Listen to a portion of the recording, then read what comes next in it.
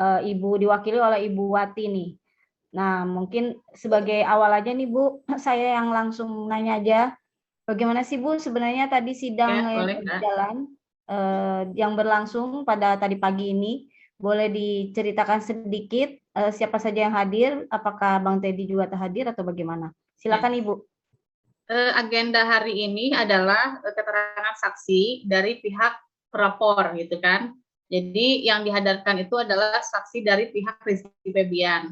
Nah, adapun saksi yang dihadirkan itu ada 5 orang, diantaranya Rizky Febian sendiri, Putri Delina, Entis Sutisna alias Sule ya, terus Pak Asep Hermanto alias Ecet, dan Butet asisten dari almarhum Lina. Ya, itu 5 orang saksi yang dihadirkan.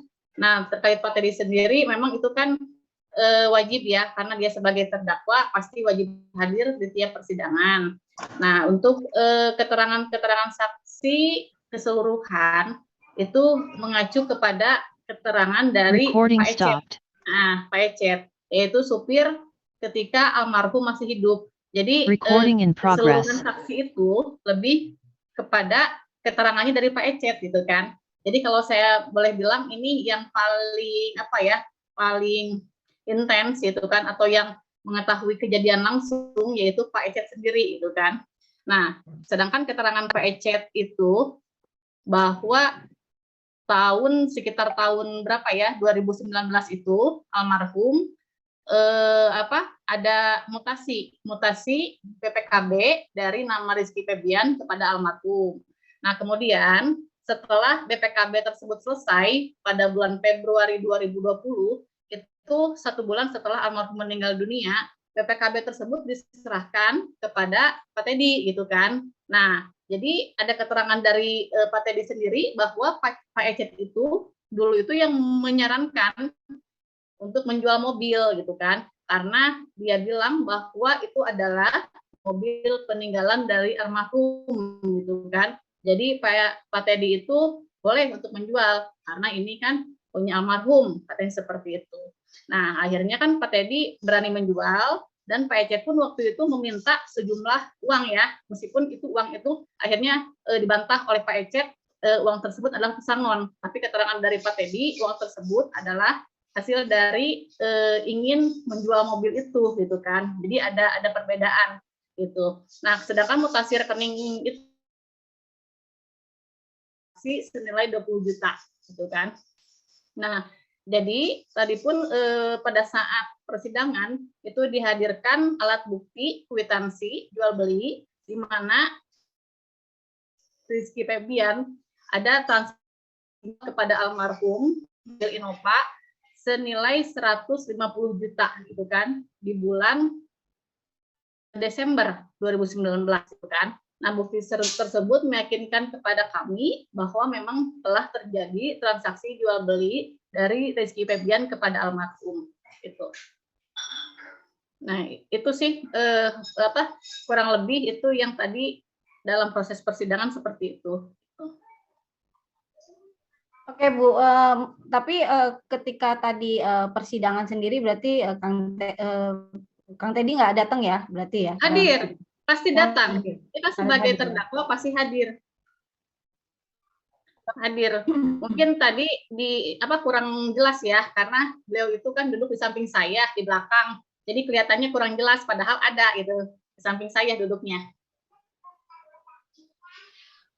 Ini Pak Teddy pasti hadir tiap persidangan. Oke. Ya mungkin teman-teman kalau ada yang mau bertanya silakan.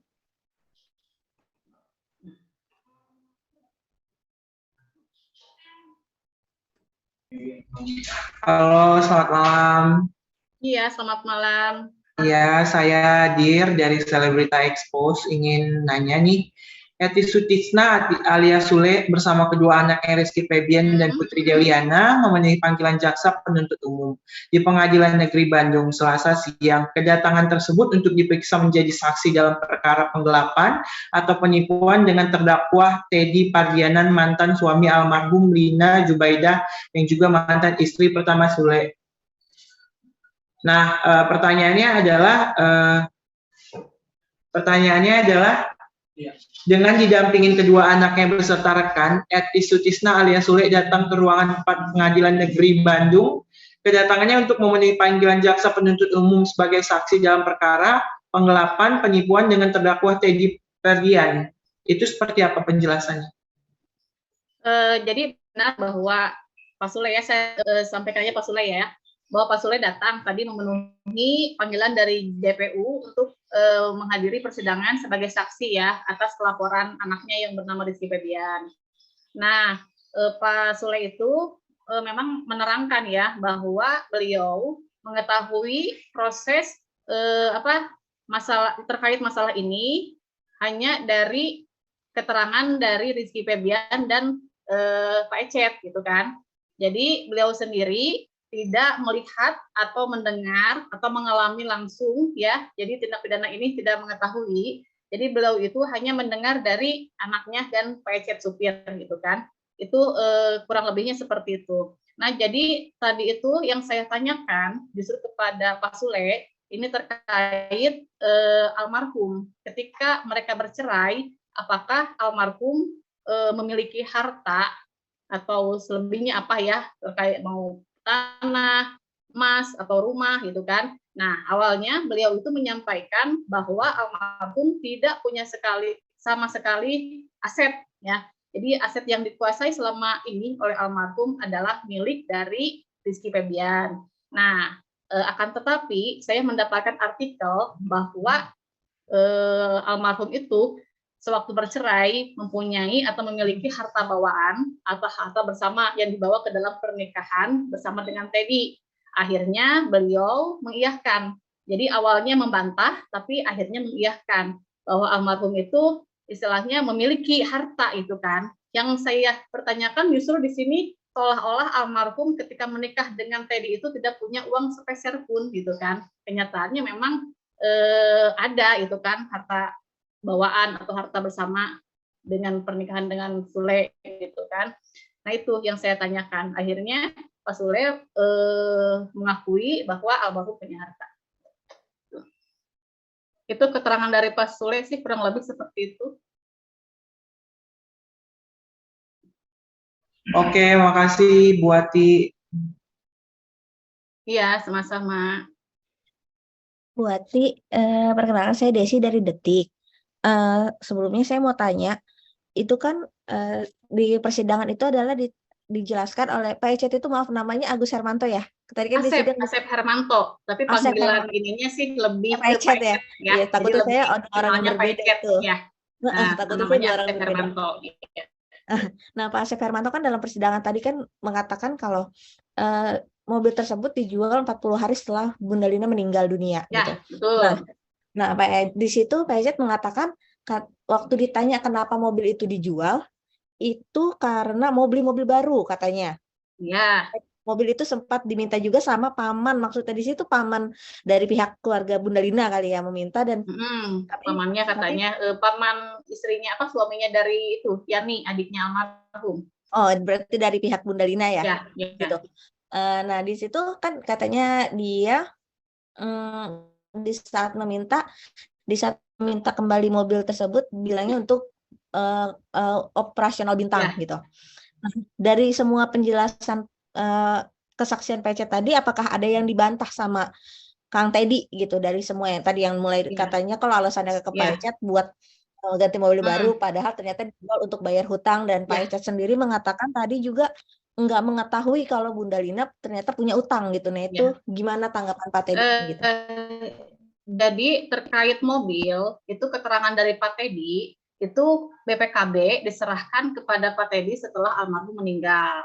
Nah, Pak Ecet sendiri menyampaikan bahwa itu adalah milik almarhum dan kalau misalkan Pak Teddy mau jual silahkan saja gitu kan untuk membayar hutang gitu. Terkait Pak Ecet sendiri dia dengan saran seperti itu mendapatkan kompensasi kurang lebih 20 juta ya. Kalau yang saya lihat itu di rekening mutasi keluar dari Pak Teddy ke rekening Pak Ecet itu kurang lebih 20 jutaan. Jadi keterangan Pak Teddy seperti itu, bahwa Pak Ecet yang menyarankan. Akan tetapi oleh Pak Ecet dibantah, gitu kan. Kenapa dibantah? Katanya beliau tidak pernah menyarankan seperti itu kepada Pak Teddy.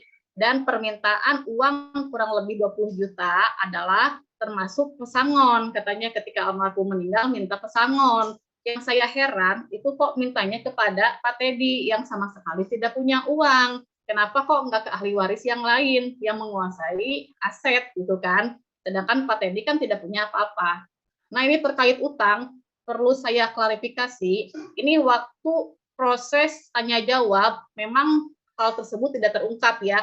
Nah ketika saya menyerahkan bukti penyerahan uang dari Pupung kepada Putri Delina, itu di depan majelis hakim ya, ketika kami berdiri gitu kan, ketika menyerahkan sekaligus alat bukti, akhirnya ada keterangan dari Pak Ecet bahwa uang tersebut diminta oleh Pak Teddy 115 juta untuk bayar hutang ke Bank Panin, katanya seperti itu. Dan Pak Ecet pun melihat katanya Putri memberikan uang tersebut kepada Pak Teddy untuk membayar hutang ke Bank Panin.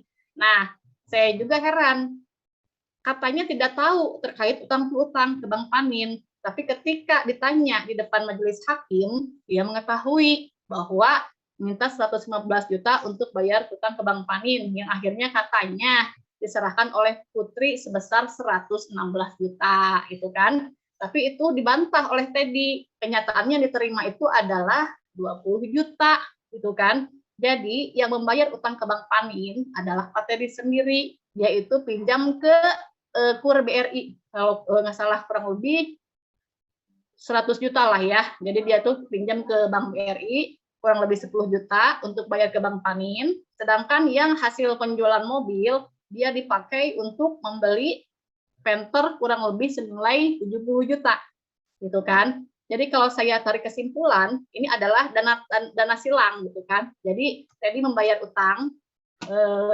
utang bersama dengan almarhum, sedangkan uang penjualan mobil dia dipakai buat membeli mobil Panther gitu kan. Jadi kalau saya kan ambil kesimpulan bahwa itu adalah dana silang gitu kan. Sama aja bahwa Pak Teddy yang mau ngasih utang ke Bank Panin gitu. Itu ya. Jadi ada keterangan yang berbeda memang tadi ketika saya membuktikan terkait penyerahan uang 150 juta dari Pupung ke saudara Putri Delina ya. Jadi ada perbedaan. Jadi kata Putri katanya uangnya disimpan ya. Tapi kata Pak Ecet uangnya diserahkan kepada Teddy. Nah, akhirnya ketika ditanya kepada Pak Ecet di depan majelis hakim, akhirnya Putri pun berbicara, ya itu uang dipakai buat menyerahkan kepada Pak Teddy 115 juta gitu. Jadi ada sedikit perbedaan ya.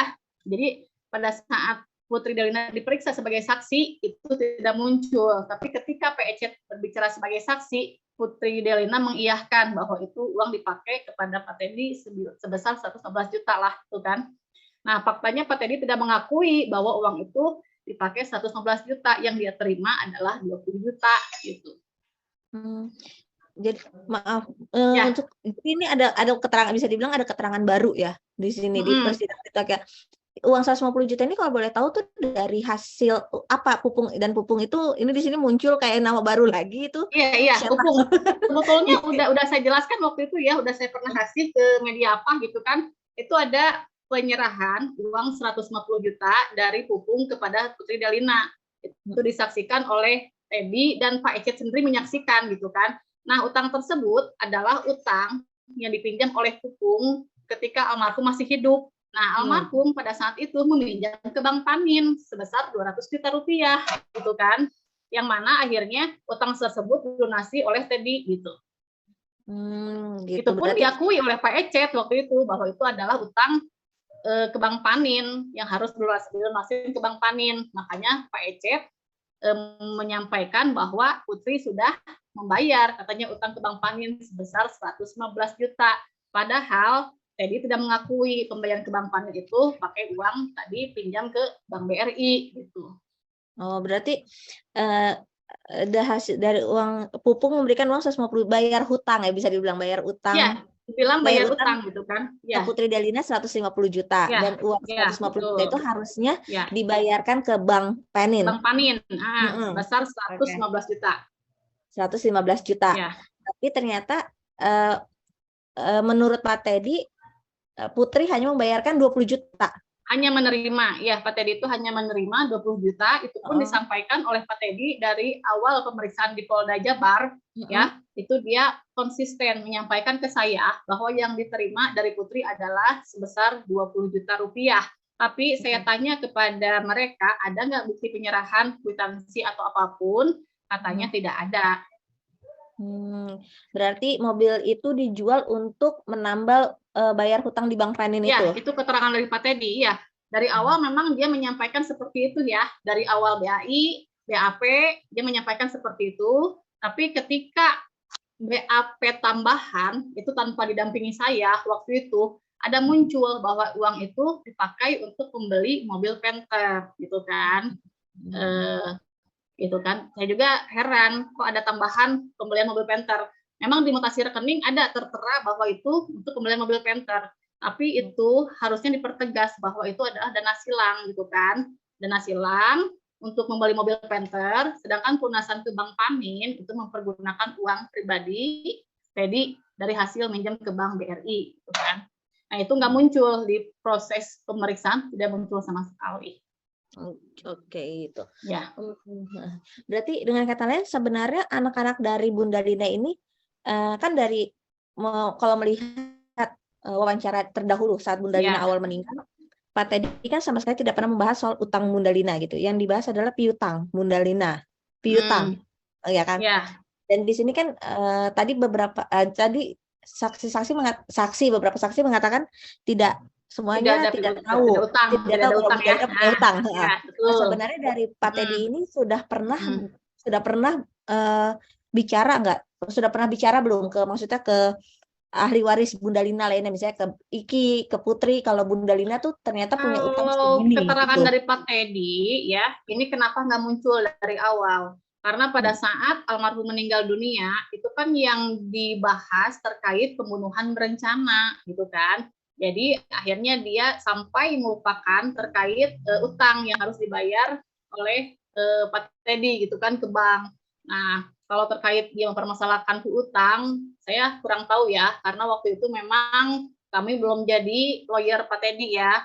Tapi ketika kami menjadi lawyer, itu yang disampaikan seperti itu dan konsisten sampai sekarang gitu.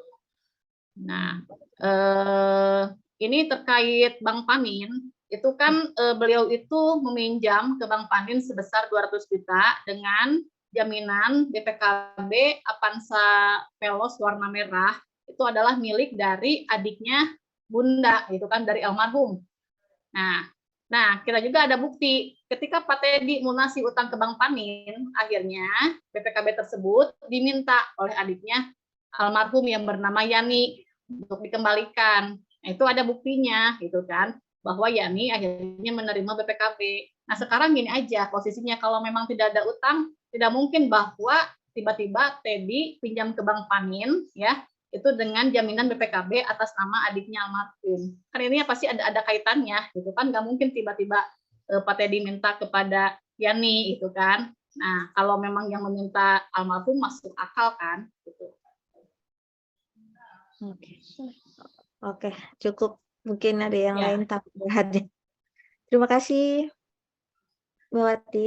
Ya, sama-sama Mbak Desi. Oke, selanjutnya teman-teman mungkin ada yang mau bertanya lagi. Ibu Wati boleh agak sedikit munduran, Bu. Posisi duduknya ya. Betul ininya. Ibu Wati. Nah.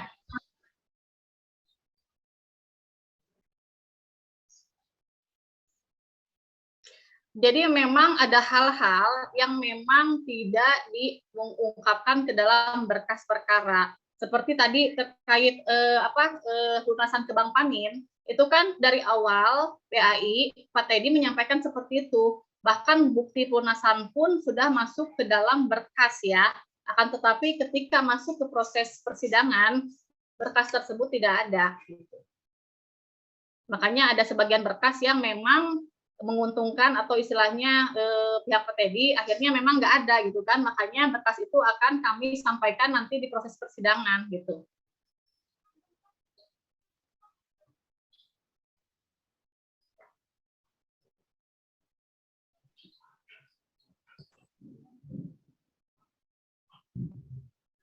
Oke, teman-teman masih ada lagi nggak? Soalnya kan ini cuma nggak lama ya durasinya, cuma 40 menit terkait sidang. Kalau nanti selanjutnya ini sidang apa sih agendanya, Bu?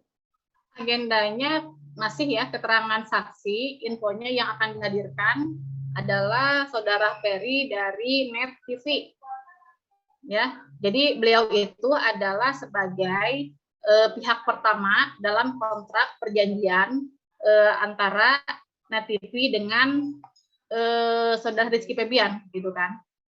Tapi ada hal yang lucu juga ya bagi kami ya selaku kuasa hukum gitu kan. Nah itu kan terkait katanya nomor rekeningnya dicantumkan dalam perjanjian tersebut atas nama almarhum. Kenapa? Karena alasannya Rizky Febian belum dewasa gitu kan, karena masih di bawah umur gitu kan. Tapi perjanjian itu di atasnamakan Rizky Febian. Nah itu yang saya tanyakan juga, kok kenapa dia tidak bisa menerima uang, tapi kalau untuk perjanjian dia bisa melaksanakan. Karena sesuai setahu saya dalam pasal 330 KUH Perdata itu, ketika umur ya, terkait umur ya, itu seseorang harus mencapai umur minimal 21 tahun untuk melaksanakan perjanjian di bawah tangan, gitu kan. Terkecuali kalau perjanjian di notaris itu 18 tahun. Tapi kalau perjanjian di bawah tangan di KUH Perdata itu jelas disebutkan bahwa usia pihak itu harus mencapai 21 tahun minimal ya. Nah, itu yang saya pertanyakan juga seperti itu. Kok bisa perjanjian dia buat di bawah umur, tapi mutasi rekening penerimaan itu nggak bisa gitu kan. Ibu Ati izin bertanya Bu, terkait tentang ini kan asetnya tadi yang dibahas itu hanya mobil saja ya, apakah masih ada ataukah masih ada, kalau di sini dicantumkan aset itu berupa uang 5 miliar, Injepot nilai 2 miliar hingga 1 buah mobil, sementara kan mobil sudah dibahas ya. Apa masih ada aset-aset yang lain yang dibahas di persidangan ke depannya? Enggak ada. Jadi laporan awal itu ya, yang dilaporkan itu terkait 3 objek. Yang satu rumah yang Villa Bandung Indah, kedua kos-kosan Bojong Soang, ketiga mobil Kijang Innova. Tapi yang ada sampai bukti ya, sampai di persidangan itu sampai P21 itu hanya mobil Innova. Sedangkan 2 aset itu tidak dapat dibuktikan oleh penyidik adanya penggelapan gitu.